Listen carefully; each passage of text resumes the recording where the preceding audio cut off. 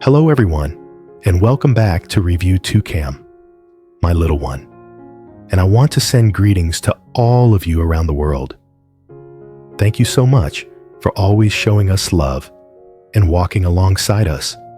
But maybe you don't know, the life of a single mother is full of worries. The thing that scares me the most is my child's safety. Little Joai has started walking now, so playful, always running and jumping. Sometimes when I watch her play on the bed, I can't help but think, what if she falls? And that's why I made a big decision. Make sure to watch until the end of the video to see what happens next. And don't forget to hit like and subscribe so you won't miss the latest updates.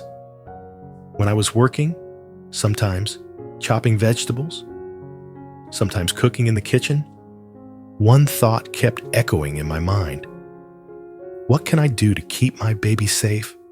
I can't keep running around like this forever. And then I decided, no, I'll make my baby a bamboo cradle with my own hands, one that's strong and secure. I grabbed a knife and went to cut bamboo, my heart trembling with both hope and fear. Will I finish in time? Will it be strong enough to keep her safe?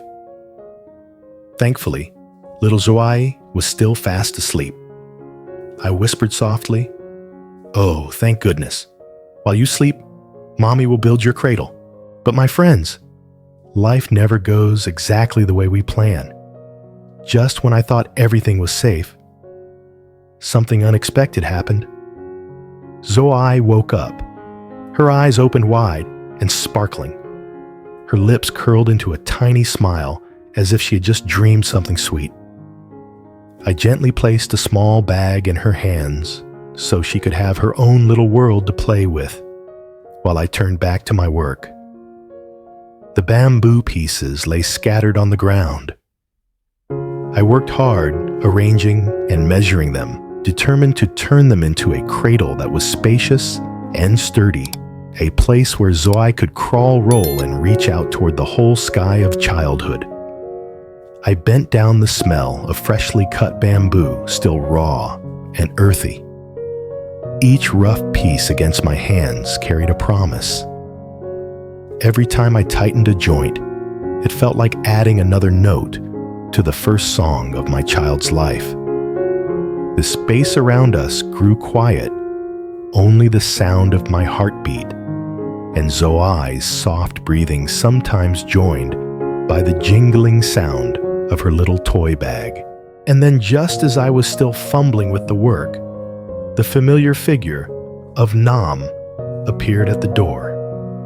He had finished early, carrying a bag of groceries, the faint smell of dust and smoke from the street still clinging to him. His presence felt like a cool breeze rushing into our small room, breaking the steady rhythm of my labor.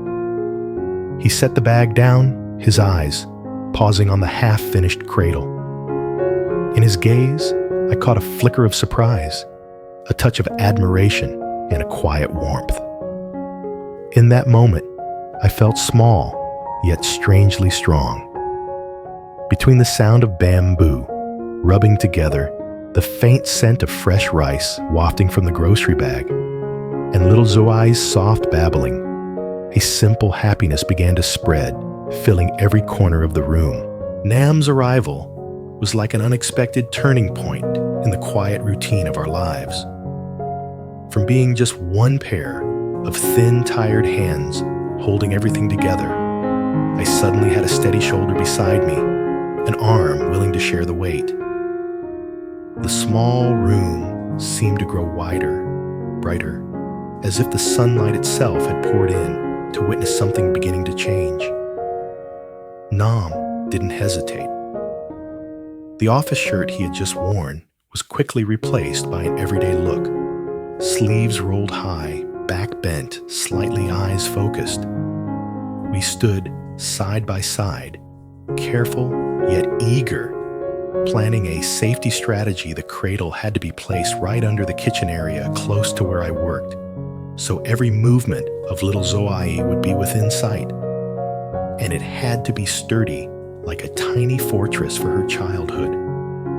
I patiently explained the picture in my mind, how the wooden slats should be arranged, the spacing wide enough for air, but not enough for Zoai to slip through. Nam listened closely. Then his strong hands turned each idea into reality. The sound of nails being hammered, thunk, thunk, mingled with the jingling of Zoai's toy in the cradle, creating a lively rhythm of labor and childhood. The smell of fresh wood and bamboo dust filled the small kitchen, lingering in the air.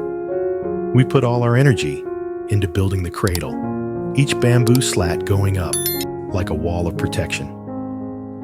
When the cradle was finally flipped upright and its sturdy shape began to take form, a warm sense of trust rose in my heart.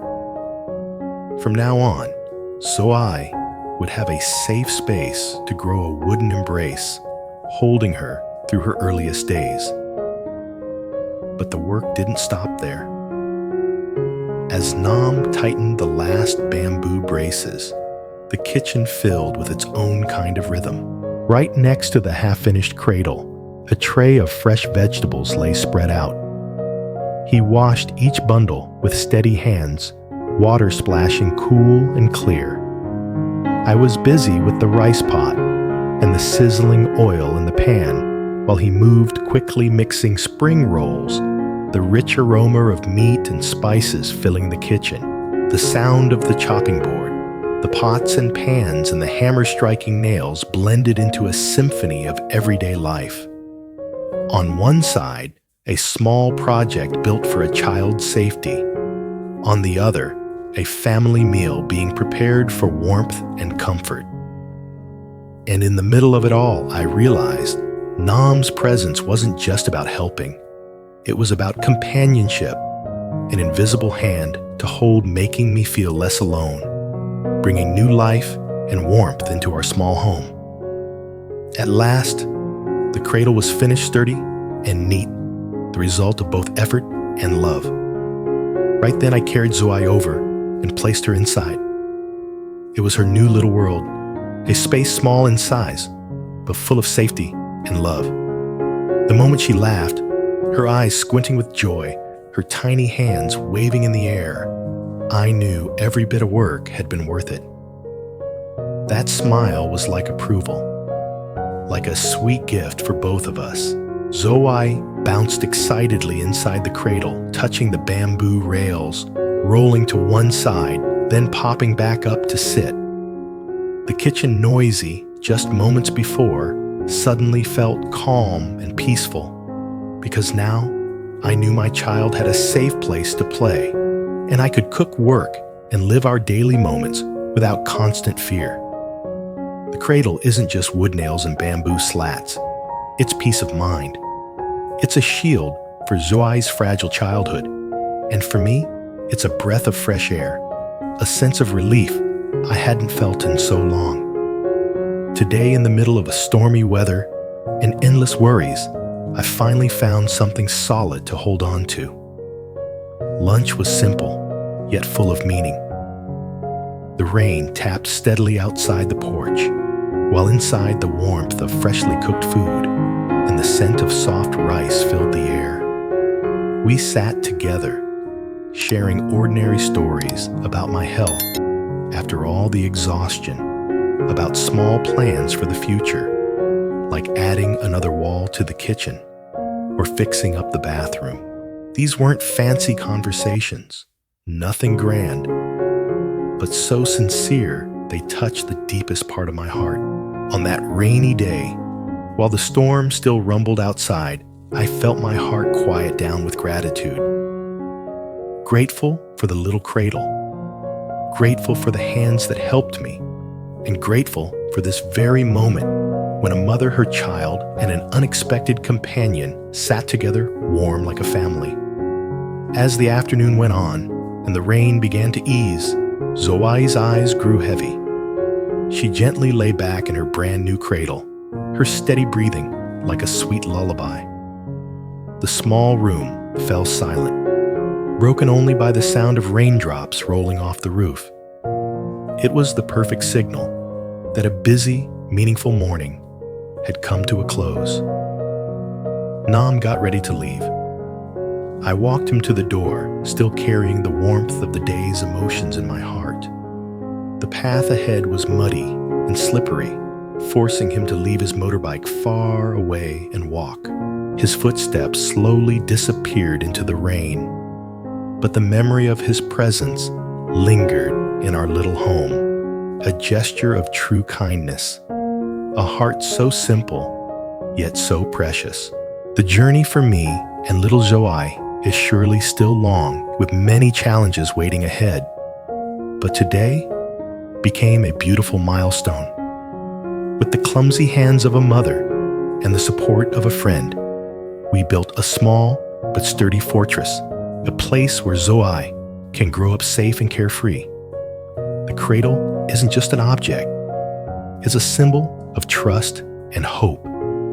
It's a reminder that even in uncertain times, there are always helping hands, always hearts willing to walk beside you. And because of that, my child and I now have the strength to keep moving forward, to continue nurturing the dream of a complete home. Outside, the rain still fell, but inside my heart, a different sunrise had begun, the sunrise of gratitude and simple happiness. I believe that with love and sincerity, no hardship is impossible to overcome. Today, we finally have a safe place to keep working, to keep living together, and to nurture happiness. A new beginning has truly started right here from this little cradle.